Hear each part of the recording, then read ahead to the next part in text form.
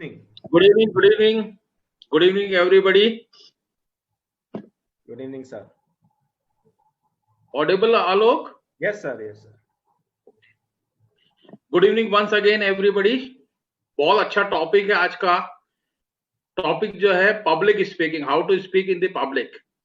तो मैं सबसे पहले आप लोगों से सवाल पूछूंगा कि वेदर इट इज इंपॉर्टेंट और not. If yes, please type yes. All the audience.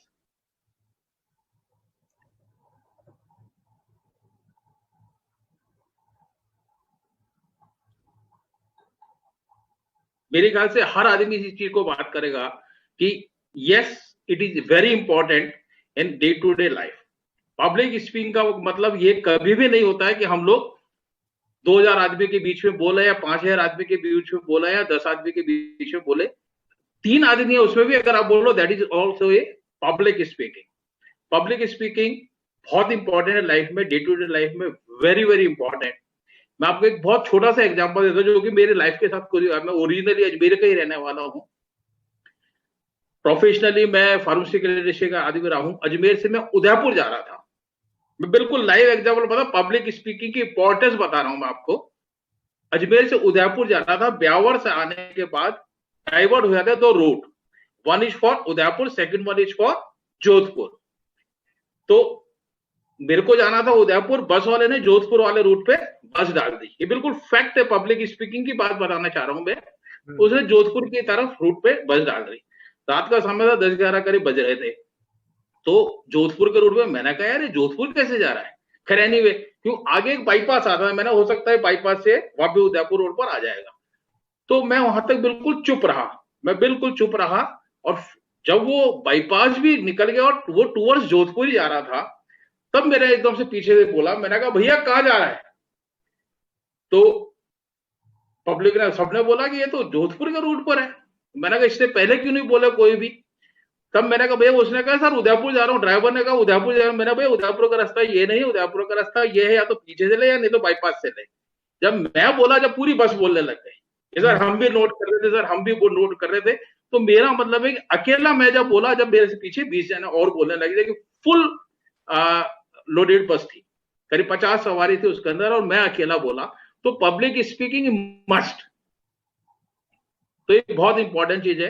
और पब्लिक स्पीकिंग के बीच में काफी हमारे साथियों ने अलग अलग चीजें बोली. वेल ड्रेस होना चाहिए, पब्लिक स्पीकिंग होनी चाहिए.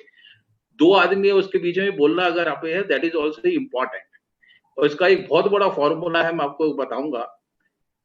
MOVE, move formula. Move formula में सबसे इंपॉर्टेंट जो आता है वो आता है कि मिनट्स बिफोर स्पीच.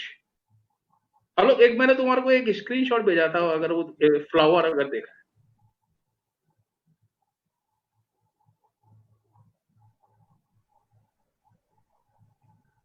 मेरे ख्याल से व्हाट इज दिस.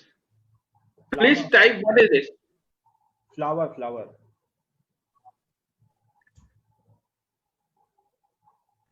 हर आदमी इसको फ्लावर ही बोलेगा, but it is not a flower. It is not a flower, it is a picture of a flower. Okay. This is the difference. Okay. It is a picture of the flower. It is not a flower. Flower वो होता है जिसको कि live होता है, उसकी खुशबू आती है, और अड़ोस पड़ोस में अगर वो रहता है तो उसकी खुशबू आती है, महक आती है. That is flower.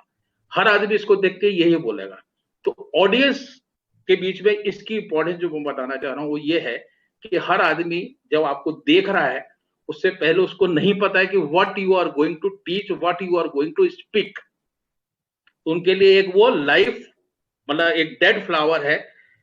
आप कैसे परफॉर्म करोगे वही उसका बाद में रिजल्ट, एंड रिजल्ट आएगा. तो जो मैं मूव फॉर्मूला बताना चाह रहा हूं उसका सबसे इंपॉर्टेंट टास्क है M for move. MOVE, this is move. Move formula में सबसे इंपॉर्टेंट है कि सबसे पहले आपको अपने बारे में पता होना चाहिए, हु आर यू. अभी जैसे आलोक ने भी अपने स्पीच के अंदर बोला था कि जब आपके सामने अगर ऑडियंस, चाहे IAS है, चाहे RAS है, चाहे प्राइम मिनिस्टर है, कोई भी XYZ अगर आदमी है, वो आपके लिए एक स्टूडेंट है, नर्सरी KG के स्टूडेंट है. आप ऑडियंस को आप स्पीच दे रहे हैं. तो सबसे पहले आप अपने आप को फील करेंगे कि अपने आई एम ए बॉस, अपने आप में फील करें, नॉट पब्लिकली आपको उसको शो करना है, अपने आप को सोचे कि I am a boss, I am a great, I am a champion of this agenda, I am a क्या फिनोमिनल मैन। जो भी आपको देखना है, अगर आपने अपने कंटेंट्स के पहले अपने आप में ये फील लेकर आए तो जो भी आप बोलना चाहते हो वो आप ज्यादा अच्छी तरह बोल पाओगे बजाय अपने एक आम आदमी की तरह। तो ये फील आना बहुत जरूरी है बिफोर स्पीकिंग द पब्लिक।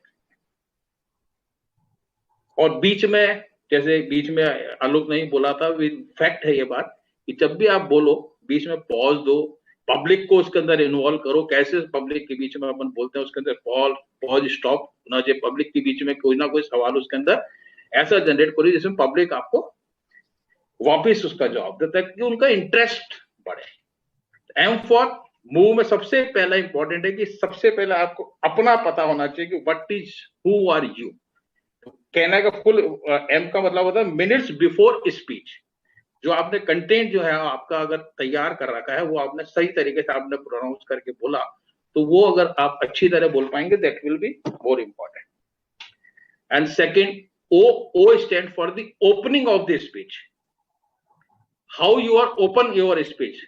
अगर पब्लिकली बोलना है आपको कैसे बोलना है, अगर आपने उसको पब्लिकली ओपनिंग उसकी बहुत अच्छी करी, अगर आपने ओपन रहेगा, well begun is half done, अपन लोग बात सुनते बचपन से सुनते, और well begun is half done, अगर आपने शुरुआत अच्छी कर दी तो डेफिनेटली उसका एंड अच्छा ही होगा।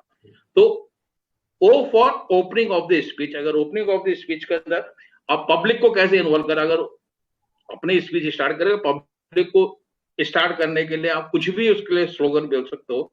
अलग अलग ऑडियंस के बाद में अलग अलग सवाल जवाब होते हैं, इसके बारे में डिटेल में अपन नहीं जाएंगे, पर पब्लिक को इन्वॉल्व करने के लिए उसी ऑडियंस से रिलेटेड आप सवाल करें जिससे कि पब्लिक इन्वॉल्व होगी तो आपको बोलने में मजा आएगा और उनको सुनने में मजा आएगा। तो O stand for the opening of the speech is very very important in the public speaking. V stand for the vocal variety। How you are speaking, आपकी वॉइस जो है बिल्कुल क्लियर होनी चाहिए, आपकी वोकाबुलरी बिल्कुल क्लियर होनी चाहिए। बॉडी लैंग्वेज भी उसका एक पार्ट है, लैंग्वेज की क्लियरिटी होती है। आज की तारीख में अपन कई जने इसलिए भी पीछे हट जाते हैं कि यार we are not perfect in English. Public speaking में इसका कहीं कोई रोल नहीं है। This is my personal feeling also. मैं बीच में बोलता हूँ माथुर सर, कभी मोदी साहब को आपने बिल्कुल थ्रू आउट इंग्लिश में बोलते देखा है क्या? नो, वो हिंदी में बोलते हैं। आपने योगी को कभी थ्रू आउट इंग्लिश में बोलते देखा है क्या? नहीं, मैं वही कह रहा हूँ। कई अच्छे वक्ता हैं वो अपने जो जिसमें उनका कमांड होता है लैंग्वेज में वो बोलते हैं। मैं वही कह रहा हूँ कि लैंग्वेज कहीं पे भी आपको एक बैरियर नहीं है अपने लाइफ के लिए। एक बैरियर को लोग बात सोचते हैं कि अगर मैं इंग्लिश में होता तो शायद ज्यादा स्पीच अच्छी दे सकता। ये एक लोग बागों के हिच है या एक मिथ जिसको अपन बोल सकते हैं वो है। तो आपके लैंग्वेज कोई इसके लिए कंस्टेंट नहीं है, आप आराम से जो भी आपकी लोकल लैंग्वेज उसके अंदर बात देंगे, बट वो उसकी वोकाबुलरी आपकी बिल्कुल क्लियर होनी चाहिए जिससे कि आप उसको जो भी आप मैसेज देना चाहें वो बिल्कुल क्लियर कट मैसेज दें। So V stand for the vocal and vocabulary, and E stands for the end of the speech. End of the speech is very very important. जैसे शुरुआत में मैंने बताया how you begin with your speech, begin equal to end होना चाहिए। अगर जैसा आपने begin किया उसी हिसाब से अगर आपने end किया तो वो ज्यादा अच्छा लगेगा पब्लिक को कि हाँ यस। और एंड में कोई आप उस स्लोगन उसके बोल सकते हो, भारत माता की जय जैसे मोदी साहब बोलते हैं, किसी भी तरह का एक ऐसा बोलो जिससे कि पब्लिक इन्वॉल्व रहे। अगर इस तरह का मूव फॉर्मुलेशन आप लेंगे तो पब्लिक स्पीकिंग में आपका बहुत बड़ा रोल रहेगा। इसके लिए बहुत लंबी शीट है, समय कम होने के कारण इसके बारे में डीप में नहीं जाएंगे, पर मूव के मैंने आपको चारों आपको पॉइंट बता, MOV, इसको इसी तरह से अगर आप डील करेंगे it will be helpful for the public speaking. और जैसा मैंने बताया इट इज वेरी इंपॉर्टेंट कि लाइफ के अंदर पब्लिक स्पीकिंग इज मस्ट।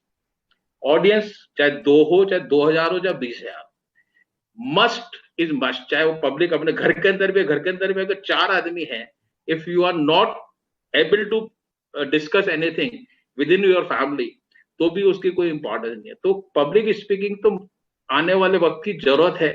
आपको और हमको अगर इस लाइफ के अंदर आगे बढ़ना है तो पब्लिक स्पीकिंग के साथ में ही रहना है। तो मेरा ये मानना था माथुर साहब कि ये हम टॉपिक इसलिए रखें क्योंकि आज जो हमारे व्यूअर्स आ रहे हैं, जो हमारे स्पीकर्स भी होते हैं, तो आज वो कहीं जाएंगे तो कम से कम वो हमारे प्लेटफॉर्म को याद तो करेंगे कि हमने वहां पर कुछ चीजें यूनिक एग्जैक्टली यही मैं कहना, यही मेरा।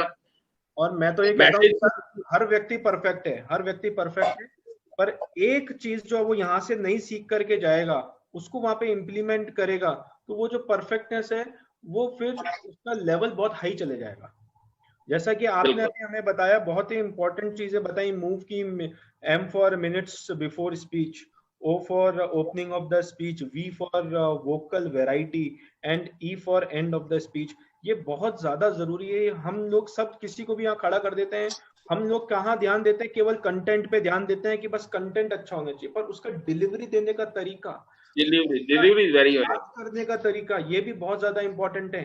जैसे आपने अभी इसमें एक एड ऑन किया है, एंड ऑफ द स्पीच, उस एंड कैसे करें वो भी बहुत एक इंपॉर्टेंट है। स्टार्टिंग और एंड अगर अच्छा हो जाए तो वो परफेक्ट स्पीच मानी जाती है। Thank you so much Mathur साहब, आपने बहुत वैल्यूएबल टिप्स दिए।